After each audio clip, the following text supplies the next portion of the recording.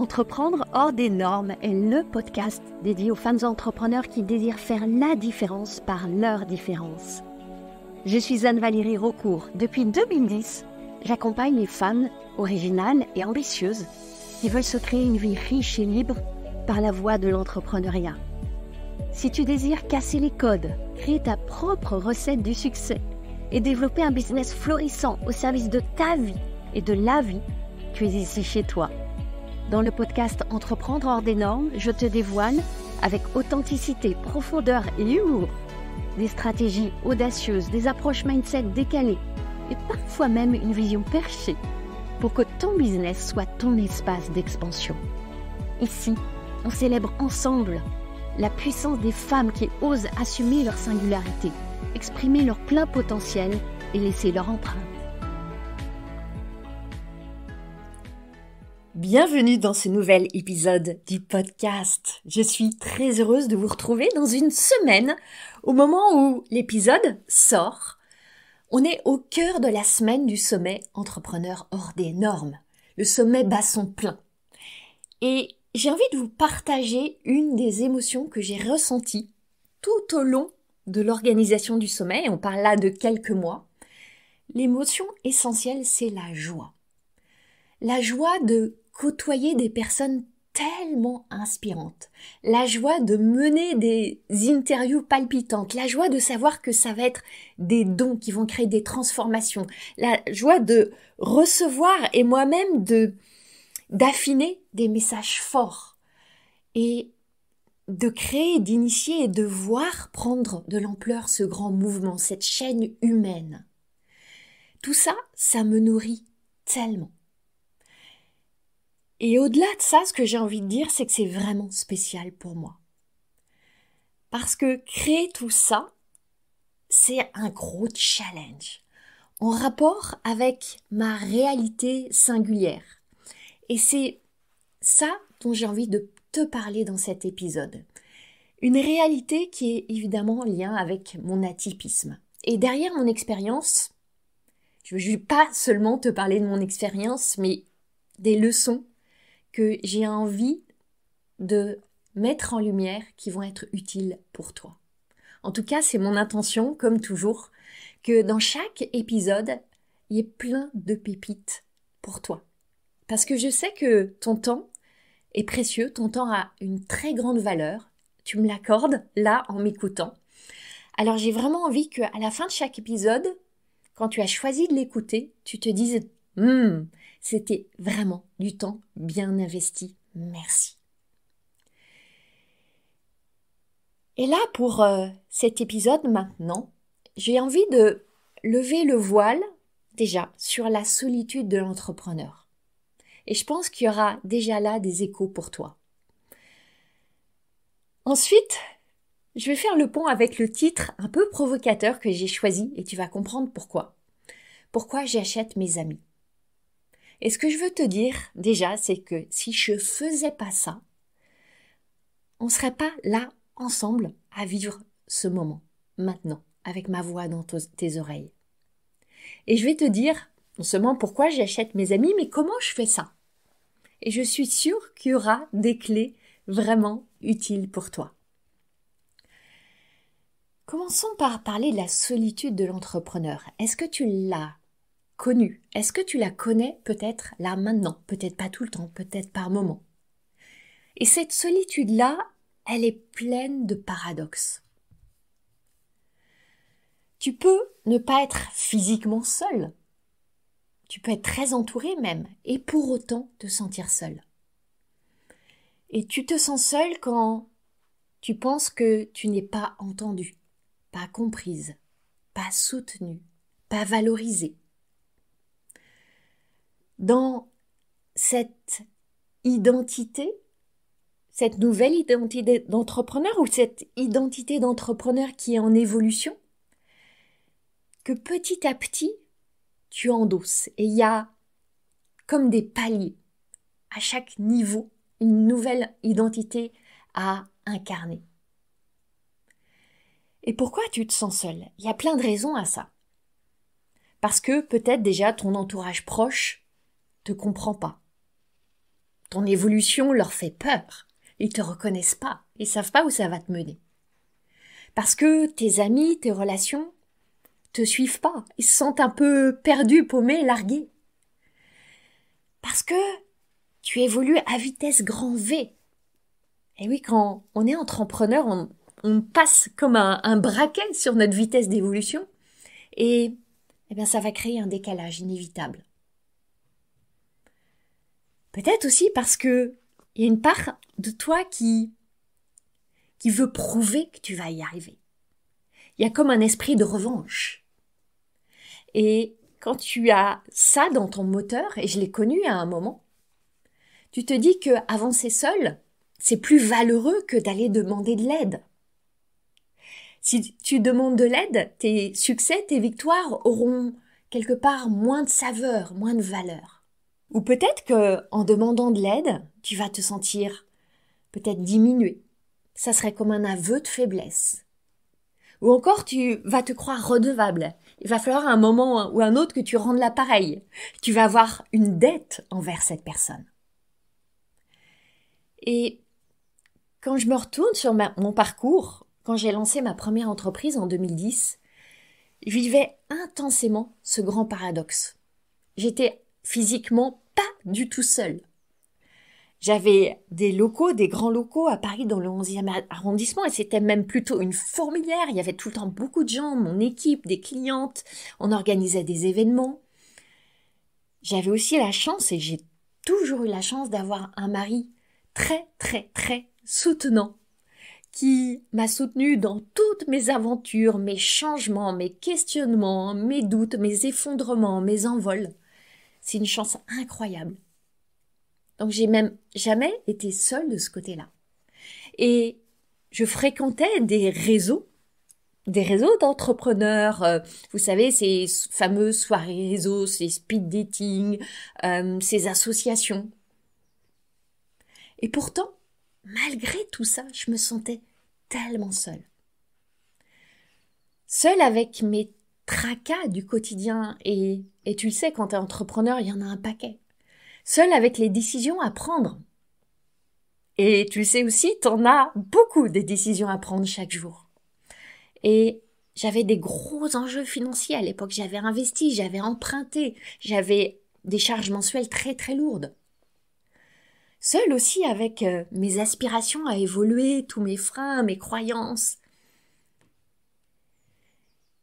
Et ce qui est amusant, c'est que j'ai commencé à aller dans des retraites de méditation parce que j'avais commencé à méditer, à aller dans des groupes. Et dans ces retraites, ce qui est fascinant, c'est que tu te retrouves dans un groupe et en même temps, tu te frottes à une grande solitude et en plus, au silence. Et cette solitude-là, elle était choisie. Et pour moi, elle était tellement précieuse, tellement riche, tellement féconde, tellement nécessaire.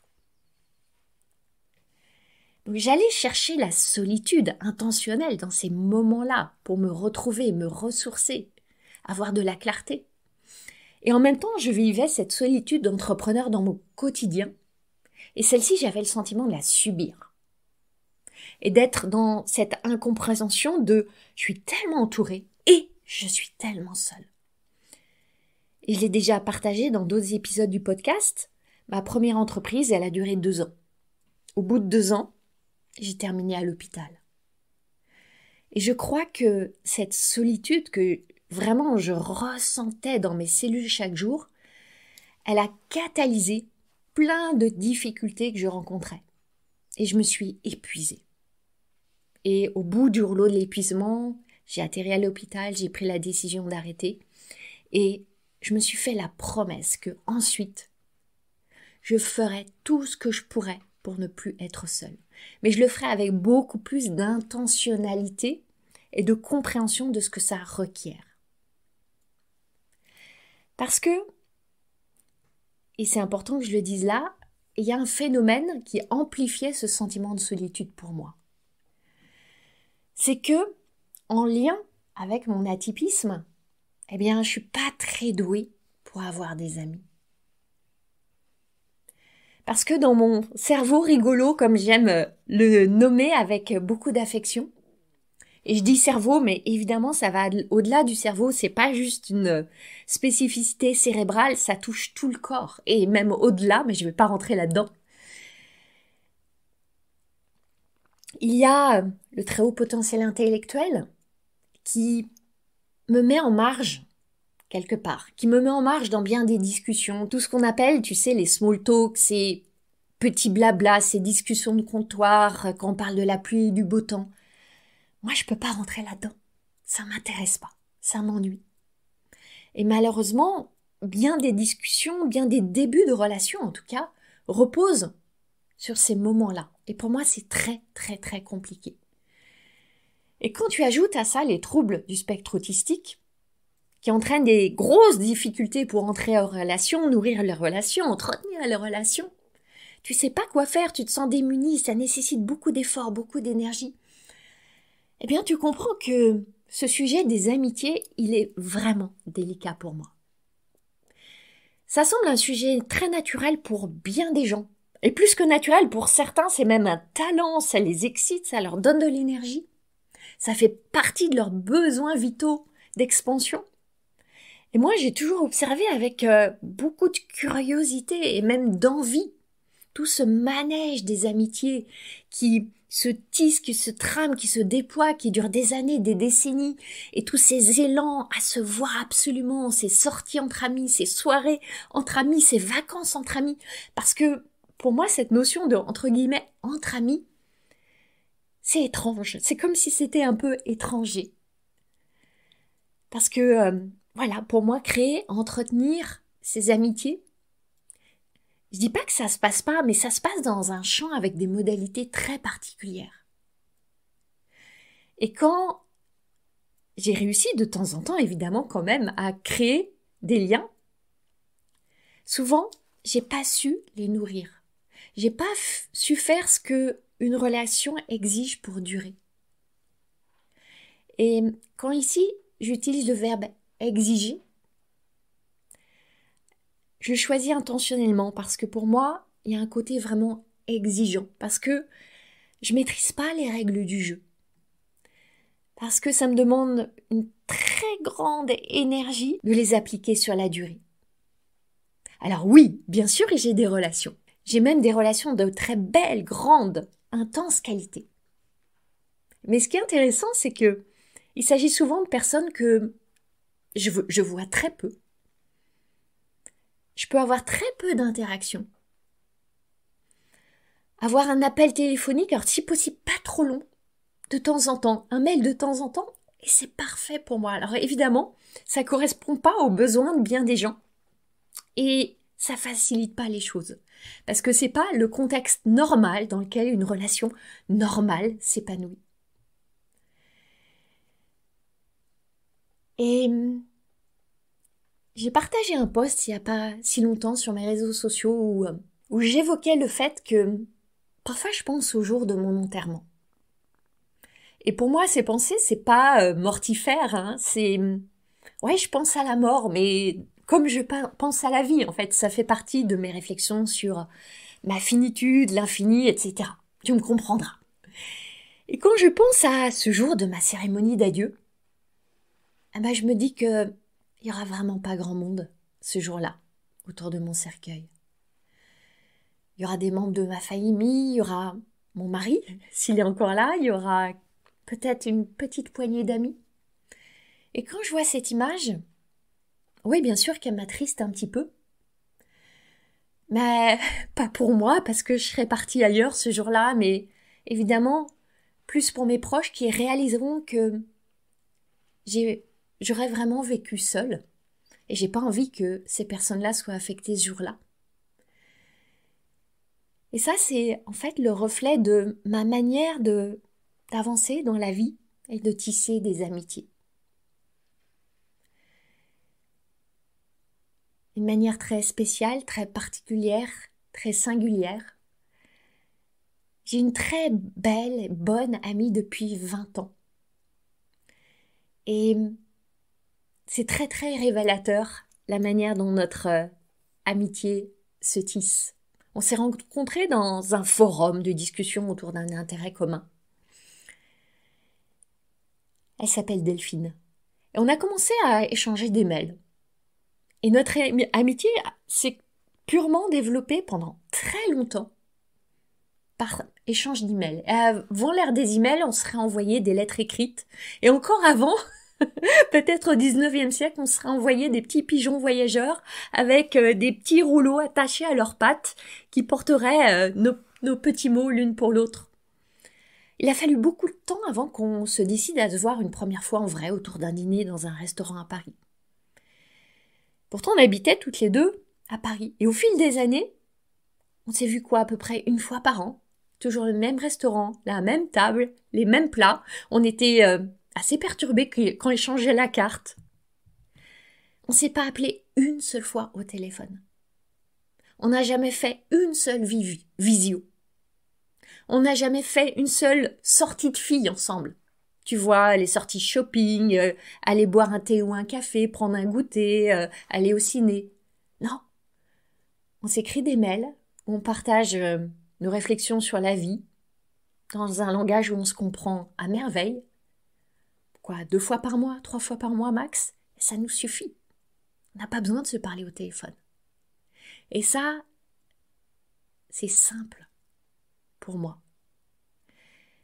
Et ce qui est amusant, c'est que il y a 3 ans, dans un de nos dîners annuels, Delphine m'annonce qu'elle a été diagnostiquée très haut potentiel intellectuel et autiste Asperger. J'avais alors des gros soupçons sur mon côté HP, surdoué, et j'ai pas trop tilté sur l'autisme Asperger. Et je me suis dit que notre amitié elle reposait justement sur notre lien dans le champ de la douance. Et ça a quand même, mine de rien, allumé une étincelle en moi. Parce que si Delphine correspondait tellement pas au cliché que j'avais sur l'autisme alors, et si notre amitié avait été rendue possible comme ça, qu'elle me réjouissait tant, il y avait un truc. Et là, la graine avait été plantée. Et bien, 3 ans plus tard, un peu moins, à mon tour, je rentrais dans le processus de diagnostic et je découvrais que j'avais la même singularité. Si je te partage tout ça, c'est pour que tu vois à quel point dans ce monde intense, et tu feras le parallèle avec ton monde à toi, ta singularité, tes particularités, tes challenges relationnels. Ça peut être difficile de, comme on dit, se faire des amis, comme si c'était quelque chose qu'on fabrique. Mais bon, je reprends l'expression commune. Et en même temps, quand tu es entrepreneur, c'est tellement difficile d'avancer sans amis. Et quand je dis amis, là, j'entends des camarades de route, des compagnons de voyage. Parce que c'est un vrai voyage, c'est un voyage du héros, de l'héroïne, c'est un chemin initiatique. Alors oui, il y a une partie du voyage que tu as à faire seul. Ça se passe entre toi et toi-même.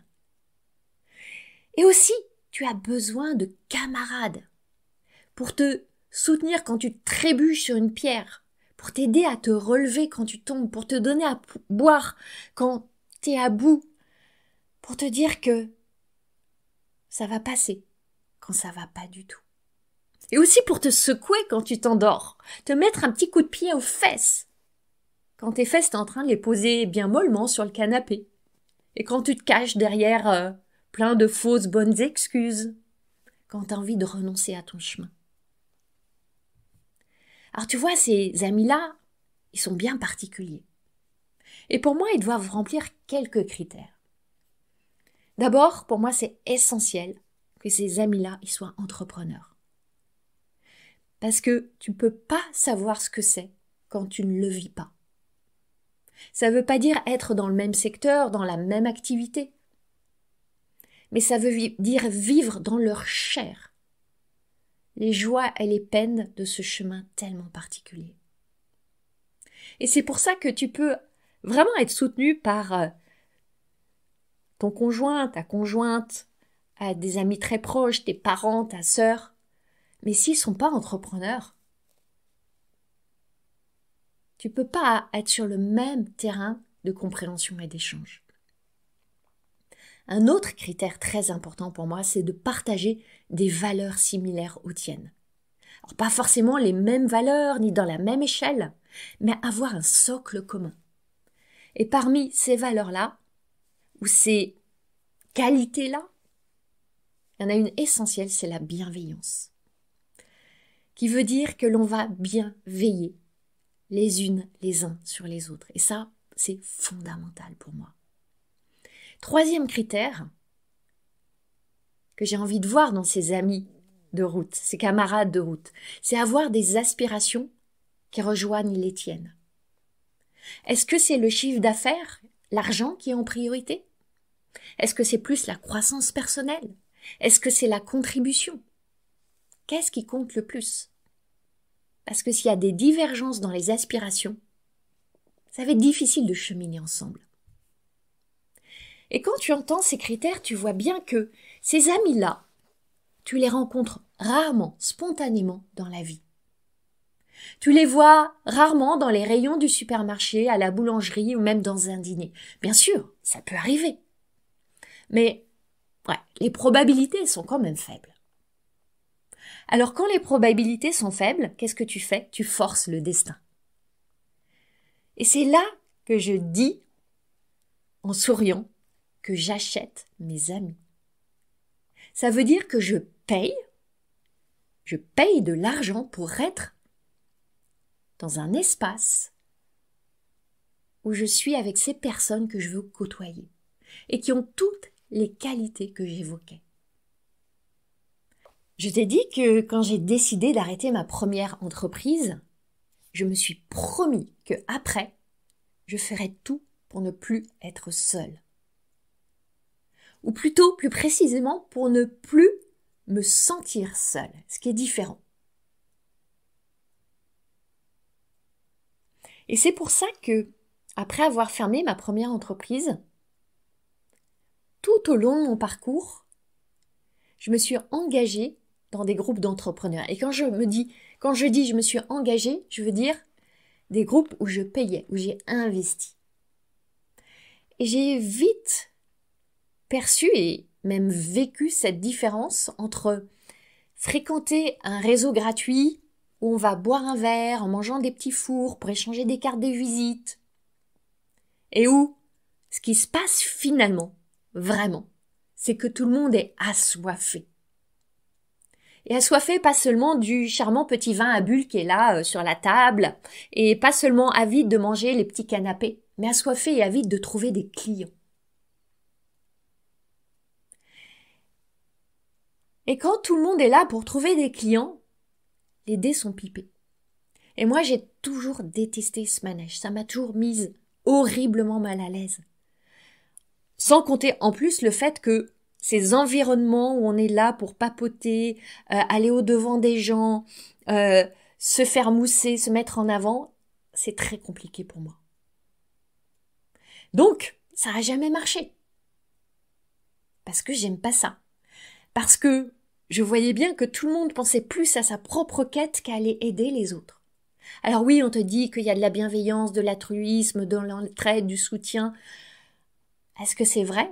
Ça l'est sûrement dans certains réseaux, et je ne veux pas dénigrer tous les réseaux. Ça existe dans certains. Mais c'est pas le cas partout, c'est loin d'être le cas partout. Autre élément difficile pour moi, c'est que ces endroits-là, c'est pas des espaces, le plus souvent, où tu apprends et où tu évolues. Alors, sauf, évidemment, dans le concept où j'évolue quand je traverse mes difficultés, mon malaise pour aller faire des rencontres. Ok. Mais c'est pas ce que je veux quand je vais dans ces endroits-là.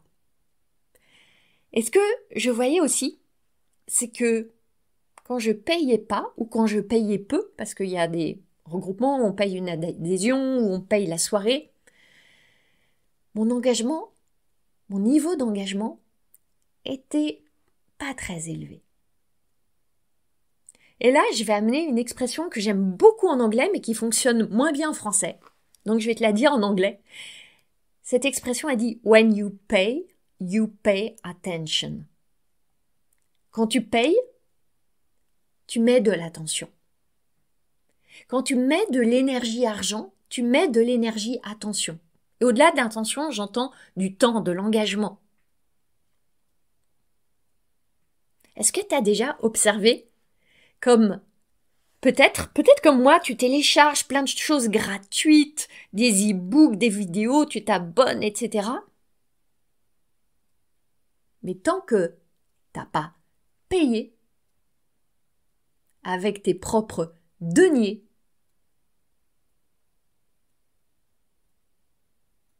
eh bien, ton attention, elle est dispersée. Donc, j'ai commencé, donc ça fait 10 ans de ça maintenant, vraiment, à m'engager dans des groupes. Quand je dis des groupes, c'est des formations, des coachings, et puis des masterminds qui nécessitaient un niveau d'investissement beaucoup plus élevé. Et ça, je l'ai fait évidemment à mesure que mes moyens financiers grandissaient. Parce que je me suis jamais mise en danger financièrement, et en même temps, je me suis quand même stretchée. Dès que j'avais un peu d'argent, un peu de trésorerie, j'investissais. J'investissais pour aller dans l'espace où je sentais que j'allais apprendre, grandir, côtoyer les personnes auprès de qui je voulais évoluer. J'ai toujours été très sélective sur les mentors et les coachs à qui j'ai voulu confier quelque part mon cerveau, mon esprit, mon énergie, mon temps. Et je suis pas en train de te dire que j'ai toujours fait les choix les plus pertinents. Et pourtant, j'ai toujours appris, quel que soit le choix. Parce que j'ai décidé, il y a un bon nombre d'années de ça, que quand j'investis, j'aurai un retour sur investissement. Que peut-être il ne sera pas exactement celui que j'avais prévu, mais qu'il y aura un retour. Et que c'est à moi d'aller le chercher. Tu connais cette théorie qui dit que nous sommes à l'image des 5 personnes que nous côtoyons le plus. C'est une théorie qu'on lit beaucoup dans tout le champ du développement personnel. La question, c'est qui sont ces 5 personnes que tu côtoies le plus? Et c'est une réflexion que de temps en temps je me pose. Parce que, surtout quand tu es sensible, quand tu es une éponge, quand tu captes tout autour de toi, qu'est-ce qui infuse en toi? C'est quoi l'énergie de ces personnes que tu côtoies qui rentrent en toi? Et je peux te dire que, pour moi, investir dans ces espaces-là, au début, c'était très coûteux. Et quand je dis coûteux, alors oui, c'était coûteux en argent, mais là, c'est pas vraiment le propos. Parce que j'ai toujours décidé de voir ça comme un investissement. Et quand je parle d'investissement, je pense que sur les 3 dernières années, j'ai dû investir au moins 50 000 € par an dans ces masterminds, ces accompagnements de groupe, etc. C'était surtout, et ça l'est encore, à bien des égards, coûteux en effort. En décision d'aller traverser mes propres blocages, mes propres peurs, mes propres freins intérieurs. Et oui, parce que être en groupe, pour moi, c'est difficile. Être en groupe, ça me confronte au fait que j'ai pas toujours le bon manuel pour interagir comme il faut avec des personnes que je connais pas.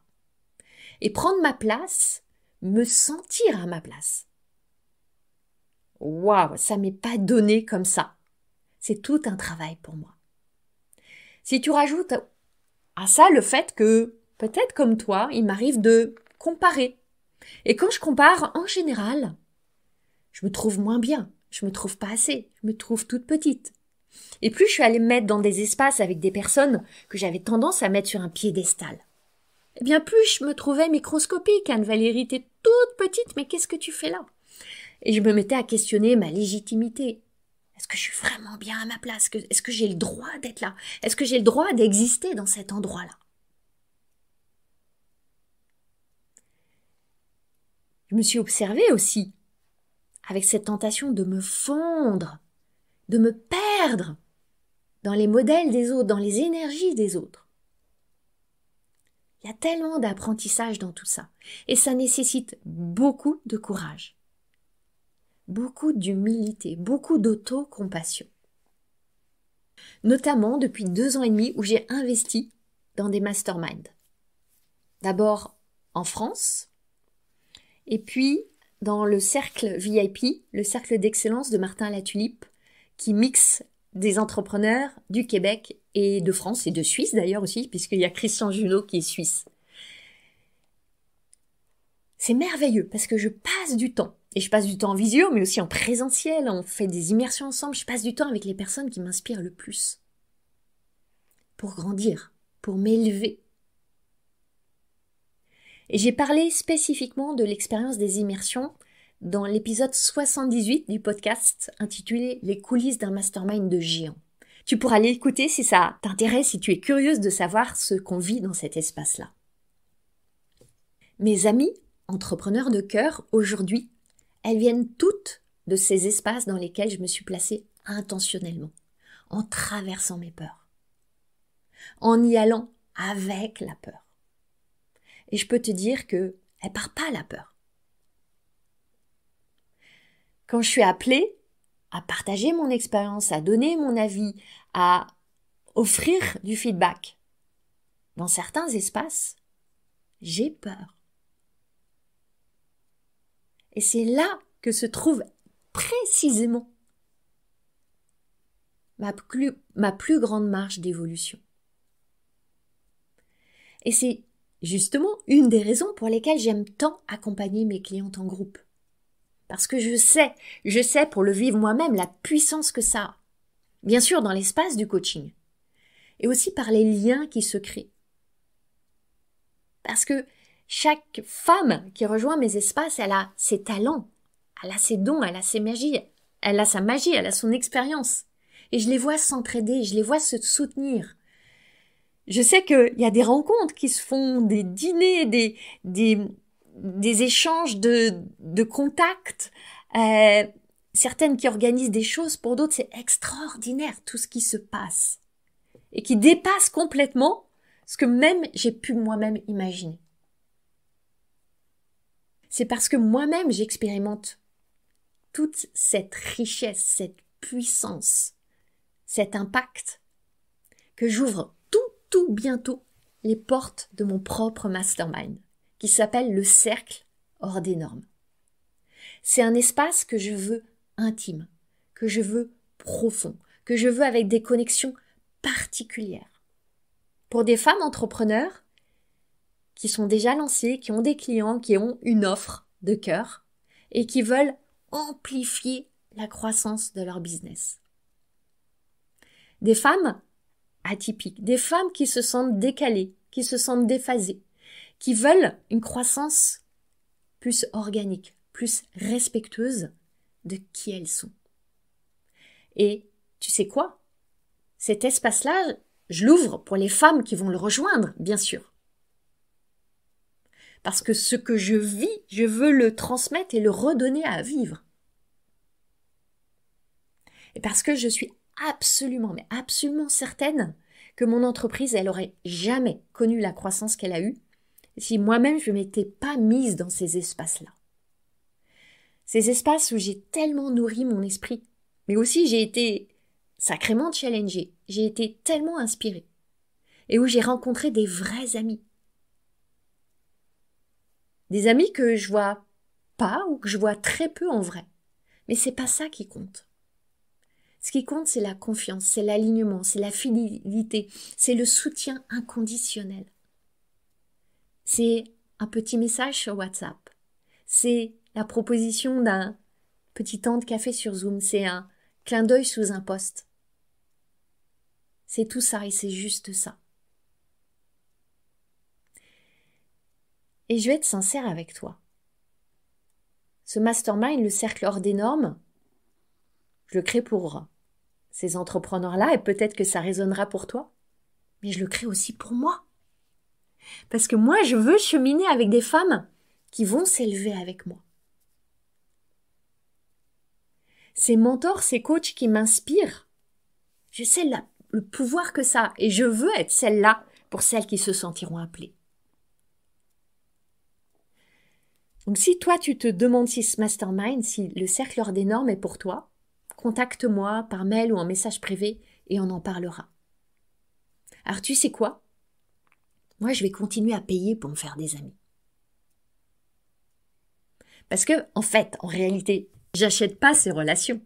J'achète mon ticket pour rentrer dans un écrin où se trouvent ces personnes que j'ai envie de côtoyer et qui vont m'aider à grandir. J'ai investi pour avoir le droit d'entrer. Là où sont ces personnes qui me ressemblent et avec qui j'ai envie de parler. Alors bien sûr, dans ces espaces-là, je vais pas m'entendre avec tout le monde, évidemment.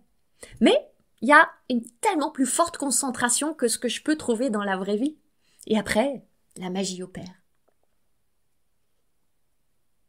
Et c'est pour ça que dans le cercle hors des normes, je veux créer cet écrin, alchimiser une potion magique, où quelques femmes entrepreneurs vont se retrouver, où des liens très particuliers vont se tisser, autour de valeurs, d'aspirations. Et pas seulement aussi d'un cerveau qui carbure, d'une sensibilité peut-être à fleur de peau. Et d'une envie de vivre passionnément, intensément, forcément. Alors toi, que tu sois prête à te placer dans un espace comme ça, propice à ton évolution, que tu y sois déjà ou que ça ne te parle pas. Je t'invite vraiment à observer avec beaucoup d'attention qui sont les personnes qui t'entourent. Parce que, tu l'as compris, par capillarité, il y a des chances que tu leur ressembles. Regarde dans le miroir. Et décide simplement si ce que tu vois, ça te convient. Ou si tu as envie de changer. Tu veux vraiment aider, servir, contribuer, mais tu n'arrives pas à trouver des clients. Peut-être que tes publications sur les réseaux sociaux n'attirent pas grand monde. Tu guettes chaque jour des messages de demande d'information ou de rendez-vous, mais ça vient pas. Et tu sais qu'il n'y a pas foule qui visite ton joli site web. Si tu te sens un peu perdu, si tu sais plus où trouver tes clients, sans passer en plus pour une vendeuse trop insistante, voire harcelante, j'ai une invitation pour toi. C'est la toute nouvelle masterclass, l'art de créer vos clients. Ça sera en live le mardi 6 février à 10h. C'est mon cadeau, ta place elle est gratuite. Tu as seulement à t'inscrire en cliquant sur le lien dans les notes du podcast ou sur mes réseaux sociaux. Quand tu sauras comment te rendre visible avec légèreté et vendre sans avoir l'air tellement louche, tu réaliseras que ton prochain client, il est plus proche que tu ne le penses. Et que ça peut être tellement plus simple que tu le penses aussi. Alors note bien la date et viens en live. Le mardi 6 février à 10h.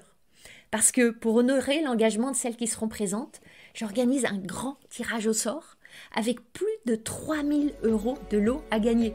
Alors je crois que tu voudras être là.